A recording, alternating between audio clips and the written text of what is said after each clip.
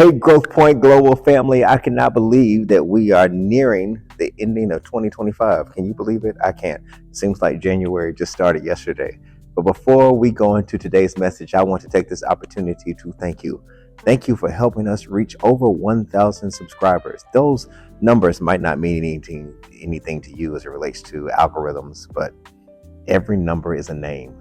We just don't look at numbers just to be like over 1,000. We look at them as those are the people that we are impacting because of you, because of your share, because of your friends, your family, all of that. It matters because that's ministry.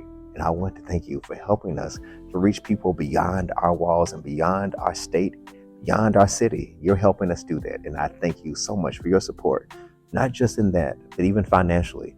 It's able to help us to reach people that you might not ever get an opportunity to meet, to clothe people, to be able to feed others, locally, globally, regionally, all of that. You have helped natural disasters that have happened in our state. Your donations have helped us to be able to provide and to service those areas. So I want to take this opportunity not just to thank you for the subscriptions for our channel. Thank you for your support. You support this vision, and I and we as a church family do not take it for granted. So let's go into today's message. Be encouraged. Be encouraged. Know that we are praying for you. And as always, whatever you do, keep growing. And when Elizabeth heard the greeting of Mary, the baby leaped in her womb.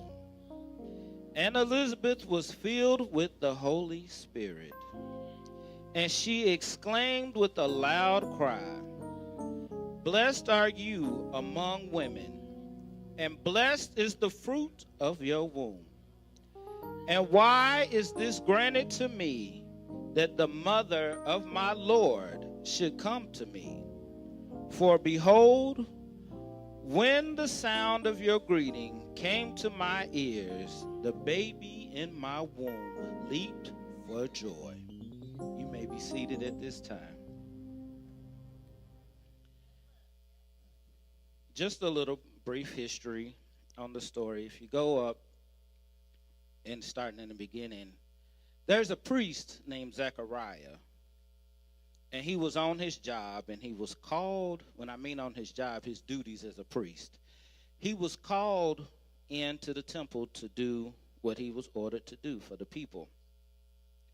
And as he was doing this, the angel of the Lord appeared to him, and he was a little thrown off. I don't want to say thrown off, but a little afraid, actually, out of reverence of the Holy Spirit, of the angel, of what was going on. Now, mind you, that's kind of crazy. The man was on his job, but when the Lord showed up, he was scared, right?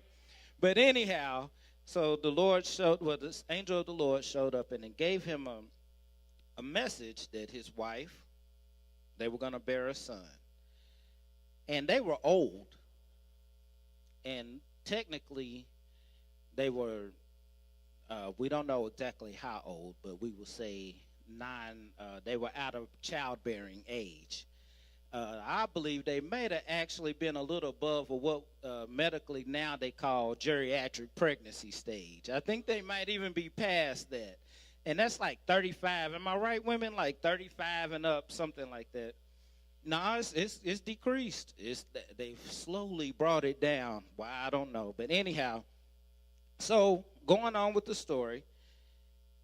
And then later, the same angel, Gabriel, appeared to Mary and told her that she will be with child and that she will be carrying the promise. And that she would go and greet Elizabeth. So it's in order, and I'm just now getting to the good part. When I get to verse 40, and it's stating that Mary entered Elizabeth's house. Now, going back, when Zechariah heard the message, he doubted, but he doubted in innocence. He doubted, I believe, it was just a general answer. Now, he didn't initially say, "Thank you, Jesus." He didn't initially say yes. He just asked, "How is this going to be?" And because he asked, "How is this going to be?" the Lord told him he would not talk until this promise was come. Now, could you imagine you get good news, but you can't say nothing because you asked a nice, simple question as in, how is this going to happen? So the same angel, when it came to Mary, Mary didn't ask the question. So Mary was not cursed, as we would say. She was able to tell and celebrate. But anyhow, Elizabeth goes to Mary's house. And those of you who don't know, they're cousins. Now, there's a big age difference in them, and we'll get to that later, but they're cousins. So she walks in her house, and this is where we get to what we're talking about today. She gets to her house, and she walks in, and it doesn't say how she walks in. It just says when she walked in, she entered the house of Zechariah and greeted Elizabeth. And when Elizabeth heard Mary, what I want you to know is your greeting matters. What does that mean? How you enter a space, how you enter a room, it matters. Are you entering with a sound of victory? Or are you entering with a sound of defeat? And it doesn't say, but I believe I'm entitled to use my imagination, that Mary didn't walk in and say, hi, Elizabeth. Hey, Elizabeth, how you doing? I'm sure it was something in her voice to make Elizabeth recognize something is different about today. Something that's cuz is in the building, but cuz sounds a little different. And sometimes people need to recognize the difference of sound. There should be a difference when you are carrying promise or when you are carrying good news. Somebody should recognize the difference in your voice. What do you mean? There is no way I can stand before you today proclaiming to carry the gospel, the good news of God, and I don't have any excitement about the good news of God. I don't have any evidence about the good news of God. Why? Because I need you to recognize the sound. Why? Because there is something in you. I'm a little ahead of myself, but there is something in you that needs to recognize the sound. And when she entered the room, again, it doesn't give play by play, roll by roll. I believe she walked in different. I believe she walked in with her shoulders squared and a head up and a smile on her face. Because why the smile, those of you who know anything about tone inflections, if you're smiling, your voice sounds different when you talk than when you frown. And there's a difference. And I believe in my heart she knew that she was in the right place at the right time and she was on the assignment of God. And it is very important to, when you are knowing your greeting, that you also recognize that you are a carrier of promise. What do you mean by a carrier of promise? It said that when Elizabeth heard Mary's voice, the baby leaped in her womb, and Elizabeth was filled with the Holy Spirit. I don't think we understand. I was reading this, and I got kind of happy. Excuse me. Because it said the Holy Spirit, but Jesus was not yet born. Let alone lived. The resurrection hadn't happened, and he hadn't ascended, and he hadn't come back. He hadn't even given his disciples the promise that I'll be with you yet. This is way before. But Mary, when her voice spoke, Elizabeth was filled with the Holy Spirit. And not only Elizabeth, but her unborn child was filled with the... Do y'all understand what that means? Jesus, his word is so powerful it's not only going to reach you, it's going to reach whatever baby is in you currently. That unborn promise that you have yet to see, but that it's been spoken, you're believing, but as you receive the power of God, it is receiving the power of God also. In Luke chapter 1, verse 15, it says, and this is part of the promise, when the angel was speaking to Zechariah, again in verse 15, it says, "For he will be great before the Lord. He must not drink wine or strong drink, and he will be filled with the Holy Spirit, even from his mother's womb." That was evidence. Now, well, that was the speaking of the promise. The evidence was when the baby leaped. That's when he received the Holy Spirit of God in his mother. And that is, to me, that was so, I don't want to say crazy, but that was so great, because sometimes we go through and we want to say, well, God's word, this, God's word, that. You have the ability to speak God's word no matter what the situation looks like. No matter what you are going through. Nobody knows what you're carrying. Nobody knows the promise but you and God. Now, if you told some people, that's fine too. But they still don't know the weight of what you're carrying. Now, I'm a man. I'm proud to be a man. I will never know what actual childbirth is like. But we celebrate those of you who have carried physical children into this earth. But I dare to say, when people are talking to you and they're celebrating, talking about you have a glow, you say, oh, my back hurts, though.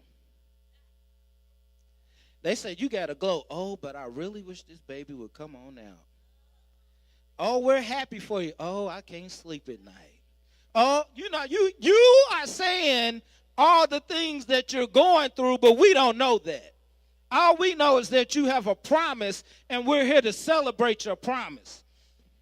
Now, it is great. It is great. It is great. It is great to be filled with the Holy Spirit while your baby is here. Well, not here yet. That gives you the ability to walk and trust in God, and it gives you hope. It gives you something to look forward to. It gives you something to believe in, even when times are difficult. And we have to realize that when I told you, we're congratulating you on your miracle that you're holding, but sometimes you're negative. And it's unintentionally. And my question to you, what sound are you making? While you are going through, while you believe in this promise, while you are, even after you've been filled with His Holy Spirit, what sound are you making? Are you being one that's positive? Are you being one that is yet encouraging?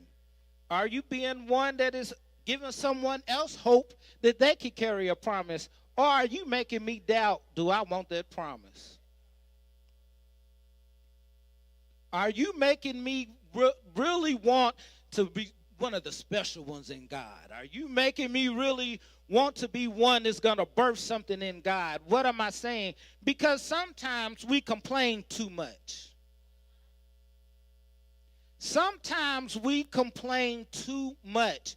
We go through life and we contradict the word of God. We contradict the Spirit of God. We contradict what we say God has given us. What do you mean? We all have situations. We all have battles. We all have family issues. We all have health issues. We all have financial issues. We all have issues. But we're carrying a promise. Even in the midst of your issue. So when I say what sound are you making, you have to realize that, are you happy about what God is doing for you?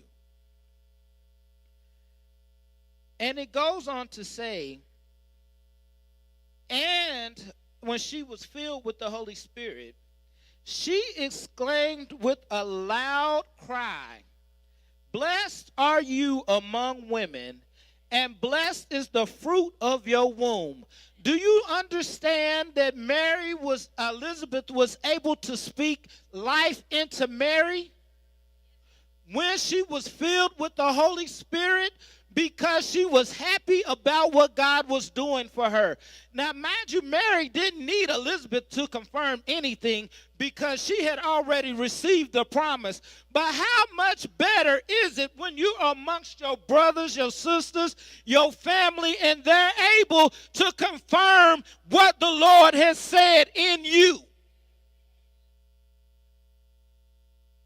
They are able to keep you encouraged and keep you built up because they are excited and they are a believer and they are happy in Jesus. Elizabeth was beside herself, as we could say. I don't think she really could express how she felt. Why? Because she was technically far beyond being able to bear children naturally. So to hear your cousin come in and y'all celebrating, and then she don't even know that that Mary is going to receive, that Mary, what she's going to be carrying, but the Holy Spirit spoke through her. The Holy Spirit spoke through her and said, "And why is this granted to me, that the mother of my Lord shall come to me? The mother of my Lord shall come to me." Again, Jesus had not shown up yet. He was not, she didn't know. That's how you know the Holy Spirit was speaking through her at that time to Elizabeth, to Mary. Elizabeth was speaking to Mary, and the Holy Spirit was speaking through her. It simply said, "The mother of my Lord has come to me." How can you go through life and you have received some bad news, but you're carrying a promise, and the promise is so good you're able to speak life on top of you not supposedly being able to carry life?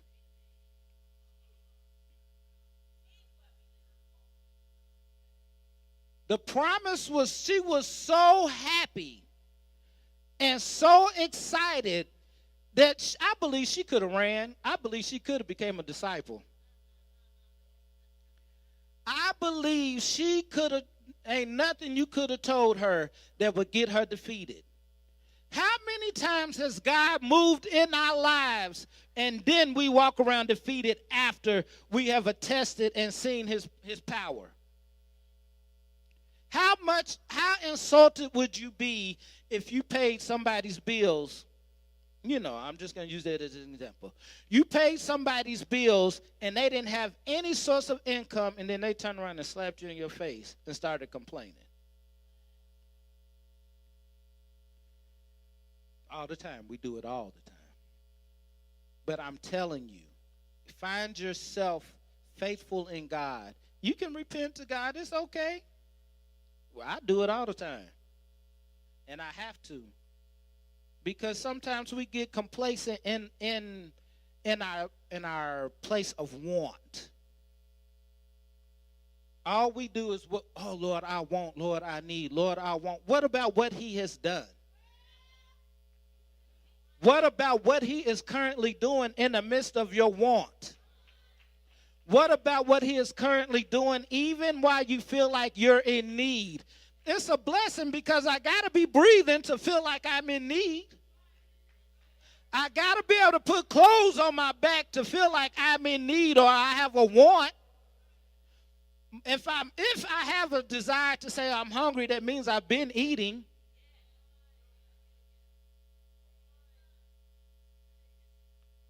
So you have to realize and get to the place to where you realize, God, I am sorry, but my sound that I'm going to make will be different. I will be Elizabeth. I will speak your word as you give it to me. I will say, and I don't want to say she was just blurbing and blabbing, but she was just speaking, as we say in the Pentecostal church, as the Spirit of God gave utterance. What does that mean? That means as the Spirit of God is speaking, someone or something will be able to confirm what is going on in the midst. It's not just aimlessly speaking. And I praise the Lord for why she was making that sound and why the baby was leaping and why Elizabeth was able to go forth. And I want to tell you this. If you go to Matthew chapter 12, verse 34, and it's just about a sound. Matthew chapter 12, verse 34. You brood of vipers, who can speak good when you are evil? For out of the abundance of the heart, the mouth speaks. Now, Pastor Smith, you was just talking good. Now, why did you call us vipers? I didn't call you vipers. It's just an example. I'm not saying that. What I'm saying, this is saying, how can you speak well of me? And you're evil. And that's all it's saying. Out of the abundance of the heart, the mouth speaks. Okay, how did you put that with Elizabeth? She was glad in her heart. She was glad in her heart. That's why she was able to speak the things of the Holy Ghost. You will not be able to speak good things, good tidings, good joy, if you have evil in your heart. You will not be able to declare the works of the Lord if you are secretly hating your brothers and your sisters. There is a time when we must I didn't say somebody didn't get on your nerves. I didn't say that. We get on our own nerves as individuals. So I'm not saying that. What I'm saying is watch your mouth. Watch your mouth. And sometimes you don't know you're being revealed as you're speaking. You whispering and I hear evil. You got, clicks and things, or you setting up stuff, I hear evil.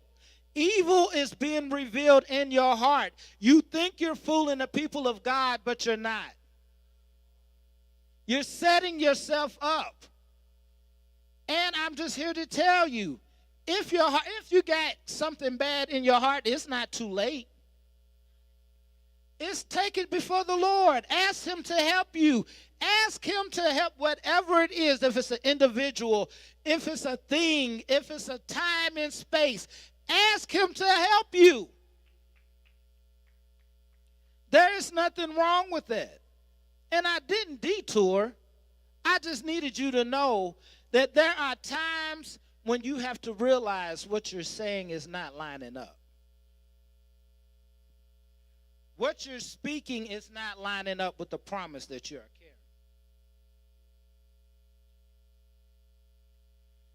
carrying. Elizabeth never went into, the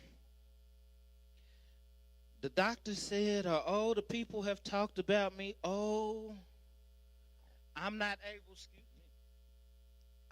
able to bear children. She didn't go into none of that. She went into straight celebration.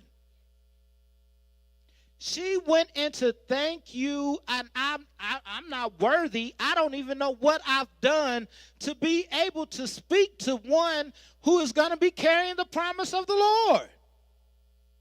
I don't know what I've done. in so many words, it almost felt like she was unworthy. She didn't say that.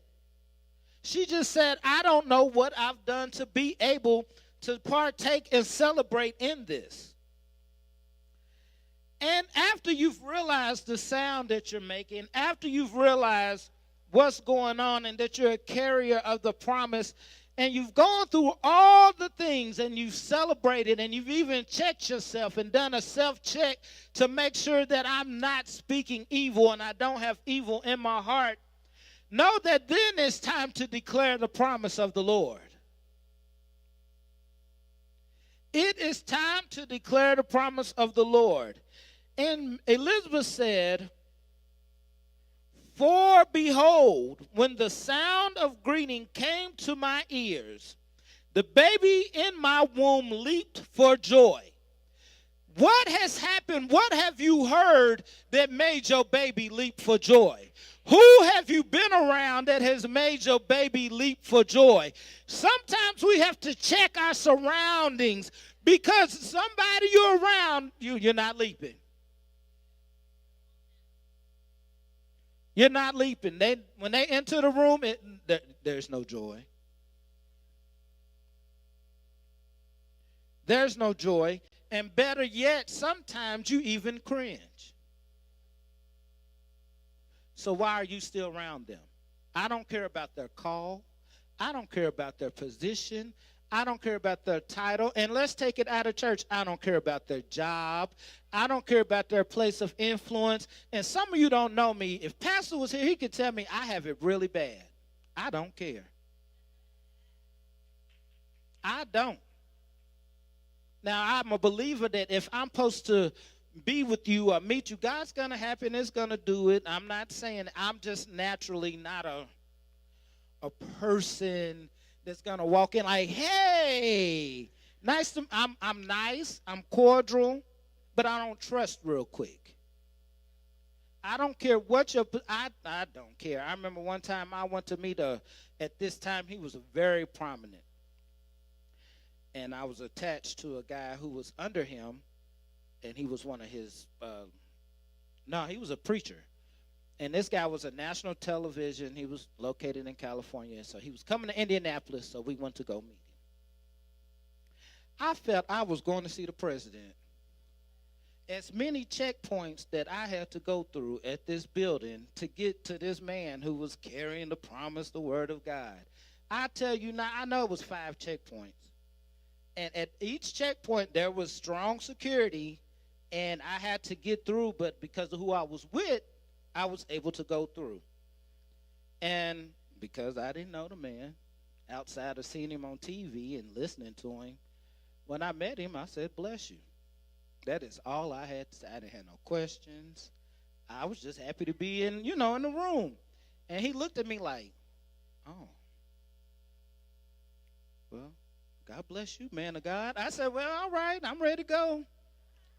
I don't want to sit back here and chat and things, because then you might say something and I might hear something and I might see something. Then I'd be like, oh, he's a fraud. He's a fraud. I don't want, it's all right. But I'm saying that to say, you have to know and declare the promise of God. You have to be the one to speak the word of God. You have to be the one, no matter what it looks like, no matter who you're talking to, no matter who they are, you are the carrier of the promise. Their position doesn't override you. What are you saying? Mary was the carrier of Jesus, which was the promise. Elizabeth was a carrier of the forerunner. The carrier of the forerunner was still speaking life into the carrier of the promise. Guess that it matches. It goes together. One is not bigger than the other. We all need to hear the promise of God. We all need you to be full of the Holy Spirit and speak life. We all need you to do that. There was like a 20 to 30 year age difference between the two of them. And yes, they were cousins, but I don't hang with my cousins that are 20 years younger than me. So they probably didn't have that kind of relationship. They probably just knew of each other as family and, respected each other. But when I hear this, I'm able to encourage. Mother Alexis, there is an age gap between us. But if the Holy Spirit is speaking through me, I should be able to speak life into Mother Alexis. And the same goes, she should be able to speak life into me. Just because she is the age she is does not take away from nothing that she has experienced in life. You have to get to the place to where you're able and you're open and you're available to be used by God anytime, anywhere, any place. It is just that simple. God, I am available to you. God, I am here to be used by you. God, I am here to have my sound should be one of your promise. My sound should be one that is declaring the works of the Lord. My sound should be able to help people get free in the name of Jesus. My sound should help you walk in love. My sound should help you stand on the promises of God. My sound should help you lift your hands. My sound should give you encouragement. And I'm not saying because my tone is elevated. I'm saying because I am full of the Holy Spirit. I possess the promise. I possess the promise. So that means I should be able to encourage you. I should be able to lift you. You should not be down in my presence. There is nobody here. Yes, I started out and said it's cold outside. But if it was cold outside and you came in here and it was cold in here and you didn't feel the presence of the Lord, wouldn't you feel like you wasted time? How mad would you be? You got up to defrost your car, shovel the snow off your car, salt your drive, whatever. Put on 3 layers of clothes to come in here and sit here cold in here. We are carriers of the promise of God. Our sound should always exude God. Our sound should always encourage others in God. We should always be able to encourage. And I told you I got excited because Jesus had not yet appeared, but Elizabeth received the Spirit before he had come on earth. That means his Spirit is here. If Jesus would have never come here, his Spirit was here. His promise was here. It was birth, it was moving, it was breathing, it was working. Now, Jesus' letter came to fulfill the prophecy, and the prophecy is just for you to be encouraged. It's evidence for us. But the evidence, I'm telling you, was already here. So that means no matter what you're going through, no matter what life holds, know that the promise of God is yet alive in your life. Know that the promise of God is yet working in you, through you, everything that you do. Just know that whatever you are going through in life, I am full of the Holy Spirit. I am full of power that was promised, and it was evident before. Lord have mercy. I'm trying to break it down to make you understand. The Holy Spirit was alive and well on this earth before Jesus even entered the earth. Matter of fact, Mary wasn't even pregnant yet when Elizabeth spoke this. Because there's a 3-month difference, 3 to 6 month difference between the two of them. And that is in between John and Jesus. So do you understand how powerful God's Spirit is in you, in me, in us? We are walking in power that can't be defeated. We are walking in power that it can be shaken, it can't be moved. It is here. It's here. So just know that your baby, whatever you're carrying, is also carrying the promise of God. Whatever you are birthing is going to be full of the Holy Spirit as you are. So just know God is with you. God is never going to let it fall. No matter what you're going through, no matter what you look like, the promise is the promise. It is the promise. So hold your head up. Be encouraged in Jesus in all things, in all places, at all times. Just like I told those who were recently called or recently acknowledged their calling and were elevated, no one give up. No one let down. No one take down on God, as we used to say. No one ever take back their word. No, even if you feel like you're going backwards, speak the promise. Speak the promise. Why? Because that's where the power is the promise. That's where the Holy Spirit lies, is in the promise. The Holy Spirit is in the promise. That's where your strength is going to come from, is you walking in the promise of God. You believing that everything he told me I'm going to birth. Everything that is in me will come forward. Hallelujah. Everything in me will come forward. I will see the Lord in his birthing through me. I will, you will, we will. We will speak the promise of God. Our sound will exude the promise of God. Our sound will help babies to leap. Our sound will encourage those who are lost. Our sound will encourage those who feel defeated. Our sound will encourage those who need help in the Lord. Our sound will encourage those who have received the promise.